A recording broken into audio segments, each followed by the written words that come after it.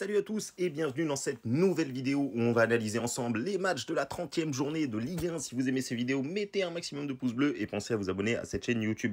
Donc les amis, 10 matchs au programme, on va les passer un par un en revue et surtout rejoignez le canal Telegram, on vous enverra pas mal de pronostics ce week-end, il y a une très belle carte. Donc eh bien on devrait s'en sortir avec un joli bénéfice. Si vous voulez suivre ça, vous avez le canal dans la description ou dans les commentaires qui sont affichés. Donc les amis, le premier match, ça va être Lens contre Strasbourg vendredi soir, une équipe de Lens qui a l'occasion de revenir à 3 points du PSG et qui peut nous offrir vraiment un gros suspense sur cette fin de championnat. Le PSG qui est en crise, qui est en difficulté, qui perd 2 fois d'affilée à domicile. On va y voir après, mais on va se concentrer sur Lens. Donc Lens qui reçoit Strasbourg, Strasbourg qui est aux portes de la zone rouge, qui est à égalité de points avec Auxerre. Donc il est grand temps pour nos amis strasbourgeois de prendre des points et de s'écarter de cette zone rouge qui est très dangereuse. On se rapproche de la fin de la saison, il reste un peu moins de 10 matchs. Et les Lensois qui ont l'occasion de mettre un peu de suspense dans ce championnat. Donc honnêtement ici, je ne vois pas forcément de surprise, je ne vais pas passer trop de temps. 1,52 pour Lens, c'est plutôt pas mal quand on voit un peu, bon, ils ont quelques absents, mais franchement, l'effectif aligné devrait largement suffire à l'emporter. Ça peut être un match serré, c'est possible que Lens gagne que 1-0, et d'ailleurs, c'est ce que je vais vous conseiller pour ce pronostic-là. Victoire de Lens à 1,52, et en score exact, je vois bien, comme je vous l'ai dit, le 1-0.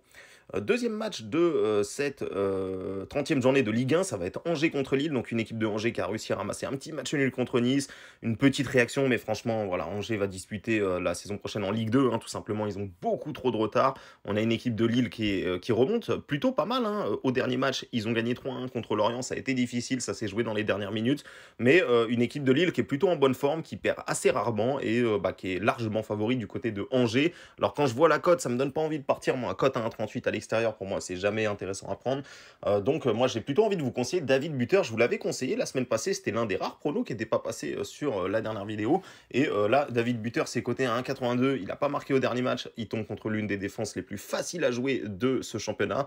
Donc il devrait logiquement trouver le chemin du but. Donc 1,82 pour David, c'est plutôt pas mal. Si vous voulez rajouter Lille, ça vous fait une cote supérieure à 2. Le troisième match maintenant, et là on va avoir un gros choc justement, on y vient les amis, Nice-PSG, celui-là il vaut très cher. Pour ceux qui ont suivi un petit peu ce qui s'est passé, il y a Mbappé qui a fait un petit post sur les réseaux un petit peu bizarre, et on va voir s'il se réveille, parce que franchement au dernier match il a été vraiment absent, toute l'équipe est passée complètement à côté de ce match-là, il n'y a pas eu de réaction, c'est très inquiétant. Ce que propose le PSG, ça fait vraiment, ça fait 2 matchs, 2 défaites à domicile, et surtout ce qui est surtout très impressionnant, c'est qu'il n'y a pas le moindre but sur les 2 défaites qu'il y a eu à domicile. Contre le Bayern, ils n'ont pas réussi à marquer non plus sur les 2 confrontations. C'est inquiétant pour le PSG qui a du mal offensivement, plus d'avoir du mal défensivement, ils ont du mal offensivement. Pourtant il y a Messi, pourtant il y a Mbappé, et le PSG ne marque quand même pas. Donc ici, si PSG ne marque pas, ça ferait 3 matchs à la suite sans marquer, ce qui n'est pas arrivé, je crois, depuis l'ère Qatari. Et de toute façon, 2 défaites d'affilée à domicile, c'est pas arrivé depuis l'ère Qatari, tout simplement. Donc on est vraiment sur une période très compliquée pour le PSG ici. Franchement, j'ai du mal à les voir gagner quand je vois ce qu'ils proposent. Je me dis qu'il va y avoir une réaction, mais quand je revois encore une fois le résumé du match contre Lyon, je me dis c'est vraiment catastrophique, il y a vraiment quelque chose qui s'est cassé. En plus, il y a encore des absents. À l'heure où je tourne cette vidéo, on n'a pas encore toutes les infos, mais on devrait avoir Verratti qui devrait être absent. C'est quand même compliqué pour le PSG ces temps-ci. Néanmoins, voilà, ça reste quand même plus fort que Nice. Nice à domicile. Nice qui va d'ailleurs bientôt jouer la Conférence League dès le prochain match. Donc c'est vraiment le match pour les Niçois pour se rassurer avant de décoller du côté du FC Bâle et de jouer ce quart de finale de Conférence League. C'est compliqué. Donc moi, franchement, je vois bien un match nul là-dessus. Un but partout entre le PSG et l'OGC Nice. Par contre, le pronostic que je vous conseille, ça serait plutôt match nul remboursé si victoire du PSG. Ça vous fait une cote à 1,80, ce qui est vraiment intéressant. Et vous perdrez ce pronostic seulement si Nice l'emporte. S'il y a match nul, vous encaissez. Et si il y a victoire du PSG, vous êtes remboursé. Donc je trouve ça plutôt pas mal pour ce match-là. On va passer maintenant au match du dimanche. On aura l'Olympique Lyonnais qui va recevoir le Stade Rennais. Les Lyonnais qui ont vraiment déçu contre Nantes. Donc Nantes qui a réussi à choper une finale de Coupe de France pour la 2e année consécutive. Et Lyon qui avait tout misé là-dessus. Là au championnat, ils ont quand même pas mal de retard les Lyonnais. Donc ça va être compliqué. Il va falloir faire vraiment un sans faute pour essayer de choper une qualification en Coupe d'Europe. C'est compliqué pour les Lyonnais qui en plus de ça physiquement vont être fatigués. Il y a eu le déplacement à Nantes. Il y a eu le déplacement à Nantes. Donc match à l'extérieur en semaine. Et Rennes de son côté, ils se sont reposés tranquillement. Ils ont préparé tranquillement ce match-là. Et il va falloir qu'ils rebondissent. Ils restent quand même sur une défaite 1-0 devant leur public. On a une équipe du Stade Rennais qui a encore l'occasion de choper, pourquoi pas, la Ligue des Champions. Alors certes, il y a 10 points de retard, mais il reste quand même plus de 10 matchs. Donc ça fait une trentaine de points à prendre encore. Donc pourquoi pas les Rennais, s'ils enchaînent une victoire ici, se remettre dans la course à la Ligue des Champions, en fonction de ce que Marseille fera, etc. Moi, je vois bien les Rennais profiter du match des Lyonnais. Hein. Ça a été un match extrêmement fatigant pour les Lyonnais du côté de Nantes. Et les Rennais, comme je le répète, hein, se sont bien préparés à ça. Les Rennais qui ont l'habitude de réussir. Hein. Sur les 3 dernières confrontations, c'est tout simplement 3 victoires du Stade Rennais. Donc moi, je vois bien les Rennais faire un petit coup là-bas. Rennes ou nul qui est coté à 1,70, c'est plutôt pas mal pour ce match-là. Ajaccio contre Auxerre, alors là on a un duel de bas de classement, c'est vraiment l'inverse du match qu'on vient d'analyser. Ajaccio qui a 21 points, qui n'a pas le droit de perdre, hein, tout simplement, vous le voyez, hein, s'il venait à perdre contre Auxerre, et ben, Auxerre quitterait la zone rouge et Ajaccio bah, serait en grande difficulté. Un 4 descente, c'est vraiment pas le moment de perdre pour les Ajacciens, même si moi personnellement je les vois en Ligue 2, ils n'ont pas l'effectif pour rester en Ligue 1, mais sur ce match-là, je serais pas surpris qu'ils chopent pourquoi pas une victoire à l'arrache. Ça fait un petit moment qu'ils n'ont pas gagné, ça fait 4 matchs exactement.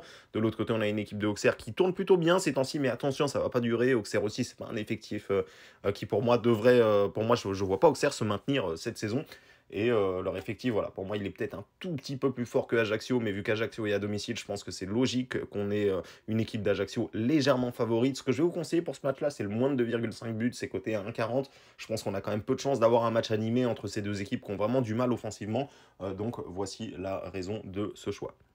Montpellier contre Toulouse, maintenant une équipe de Montpellier qui va beaucoup mieux depuis le changement d'entraîneur. Ça fait tout simplement 7 matchs sans défaite pour les Montpelliérains qui vont aborder ce match-là, étant favoris contre une équipe de Toulouse qui est très offensive, qui a joué en coupe cette semaine et qui a joué assez tardivement. Je crois qu'ils ont joué, mercredi soir, ouais, voilà, c'était du côté d'Annecy. Ça a été un match compliqué pour les Toulousains et ils étaient vraiment pas loin de se faire accrocher. Hein. Vraiment, il y a eu une erreur à 5 minutes de la fin. Le match était un peu fou, il a failli y avoir une égalisation de Annecy, un but qui a été refusé. Toulouse a clairement lâché beaucoup de fatigue sur ce match-là. Toulouse, au niveau du classement, ils sont plutôt tranquilles parce qu'ils ne sont pas trop concernés par la relégation. Ils ne sont pas concernés non plus par les places devant, hein, les qualifications en Europe. Donc, c'est une fin de saison pour Toulouse assez tranquille où ils vont attendre et ils vont tous avoir la tête à la finale, forcément. C'est le seul objectif qui leur reste. Quand on voit le classement, ils ont vraiment beaucoup d'avance sur les relégables. Et Montpellier, de l'autre côté, qui remonte et qui a l'occasion de finir dans la première partie de classement. Donc, on commence un petit peu à avoir des matchs un peu sans enjeu. Quand on regarde le classement, hein, Montpellier peut pas descendre hein, et peut pas monter non plus, c'est trop loin.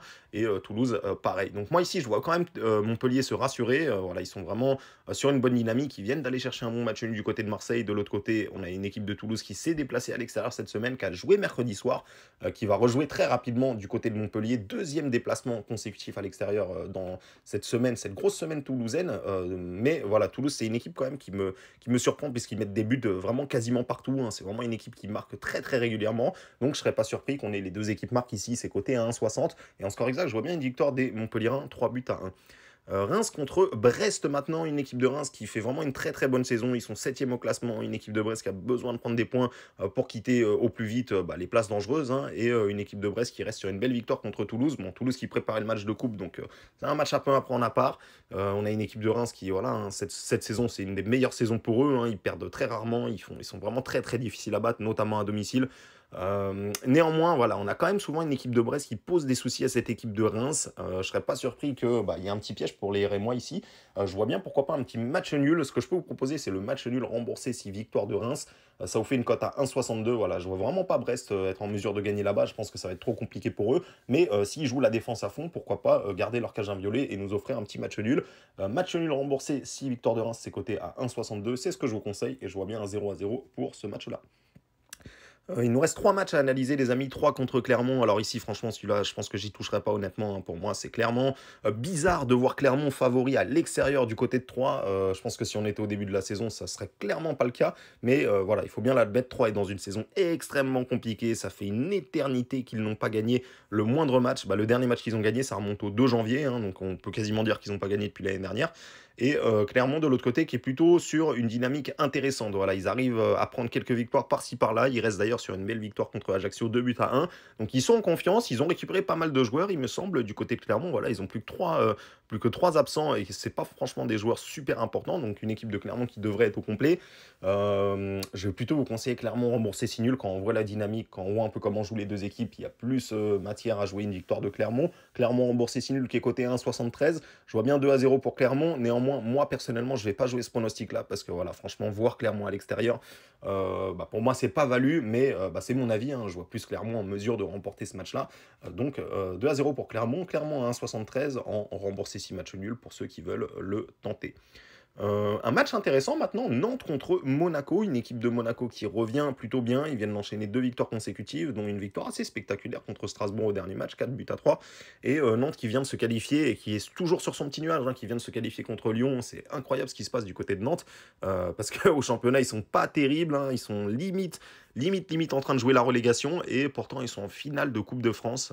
Vraiment, c'est fort ce qu'a réussi à faire Antoine Comboiré depuis qu'il est arrivé à Nantes. C'est quand même très intéressant. Maintenant, voilà, ils ont joué en semaine, donc ils sont un petit peu fatigués du match qu'ils ont joué. Ils ont beaucoup dépensé sur le match contre Lyon. Une équipe de Monaco qui, bien évidemment, s'est reposée cette semaine, a préparé ce match-là dans les meilleures conditions. Nantes qui est en confiance, Monaco qui a la fraîcheur physique. Moi, je vois bien un petit match nul ici. Je pense que voilà, Monaco est meilleur. Monaco devrait avoir plus d'occasions, mais attention à cette équipe de Nantes qui est jamais évidente à bouger à domicile, qui est en confiance parce qu'ils viennent de se qualifier en finale de Coupe de France. Donc moi, je vais encore une fois vous conseiller un pronostic sécurisé, c'est le match nul. Remboursez 6 victoires de Monaco. Si vous faites le pronostic vous-même, vous avez une cote à 1,73. Et en score exact, je vois bien un petit 1 but partout. Voilà, je pense que Monaco est meilleur. Monaco devrait avoir plus d'occasions, mais avec la confiance, avec le public nantais qui va pousser, pourquoi pas arracher un match nul du côté de la Beaujoire pour les Nantais, qui serait pas un si mauvais résultat que ça, parce que Monaco est plus fort que eux, et en plus de ça, ça leur permettrait de gratter un point de plus au classement. Le dernier match maintenant, ça va être Lorient contre Marseille. On va avoir une équipe de l'OM qui va être vraiment difficile à jouer parce qu'il reste sur un match nul. Donc forcément, un match nul à domicile, ils vont vouloir obligatoirement gagner le prochain match. Et une équipe de Lorient de l'autre côté qui a eu un très bon début de saison, pour ceux qui s'en souviennent, hein, ils étaient dans les 3 premiers au début de la saison, lors de la première partie. Et avec les départs qu'il y a eu au transfert, ils ont perdu quelques joueurs importants, des joueurs très importants comme Mofi notamment, qui était leur meilleur buteur. Et derrière, il y a eu une petite crise de résultats, ce qui est tout à fait logique, mais là, ça commence à revenir un petit peu. Ils restent sur un très bon match du côté de Lille, où ils étaient à 2 doigts de les accrocher. Voilà, ils ont eu un carton rouge à 10 minutes de la fin, et ils prennent 2 buts dans le temps additionnel. Donc franchement, Lorient méritait vraiment mieux sur ce déplacement à Lille. Je pense qu'ils vont être revanchards. C'est le match du dimanche soir à 20h45, donc c'est un des matchs les plus suivis des 10 matchs que je viens de vous présenter. Lorient a toujours envie de monter un bon résultat parce qu'ils n'ont pas l'occasion de jouer comme ça en prime time. Et l'OM qui aura quand même une grosse pression, mine de rien, surtout si Lens venait à l'emporter derrière. Et bien, si Lens venait à l'emporter contre Strasbourg, et bien, ça mettrait quand même Marseille sous pression, surtout si Monaco gagne aussi. Marseille n'est pas assuré de rester éternellement comme ça dans les 3 premiers. Donc ça serait une bonne idée pour eux de prendre des points assez rapidement, surtout que je crois qu'ils vont avoir un calendrier assez compliqué à venir. Mais voilà, pour moi, Lorient, ça me semble être un match piège. Le match comme ça du dimanche soir à 21h, et surtout la très bonne performance des Lorientais du côté de Lille lors du dernier match me laisse penser qu'ils sont capables de poser des soucis à cette équipe marseillaise. On a une belle cote pour Lorient qui est à 4,70, le nul à 4,15. Si vous faites la double chance, vous pouvez choper du 2,08 pour Lorient ou nul. Ce qui est pas fou, c'est vrai, c'est pas fou, mais pour moi, je pense que Lorient peut vraiment poser des soucis à cette équipe de l'OM à domicile comme ça. Voilà, ça peut être quelque chose de compliqué pour les Marseillais à gérer. Donc voilà, Lorient au nul, côté à 2,08, victoire 1-0 de Lorient, ça serait une belle surprise, et pourquoi pas, franchement, ça ne m'étonnerait pas. Marseille qui est quand même sur une grosse série à l'extérieur, ça va pas durer éternellement. Il va bien y avoir une petite défaite ou un petit match nul qui va s'inviter dans leur série. Donc je serais pas surpris que ça se passe ici. Donc voilà les amis, on a analysé les 10 matchs de cette journée de Ligue 1. J'espère que ça vous a plu, j'espère que ça va vous servir pour vos pronostics. Et n'oubliez pas, rejoignez le canal Telegram, on aura de nombreuses opportunités à vous partager ce week-end. Donc il vous suffit de rejoindre le Telegram dans la description ou dans les commentaires, vous avez le lien. Merci à tous les amis et je vous dis à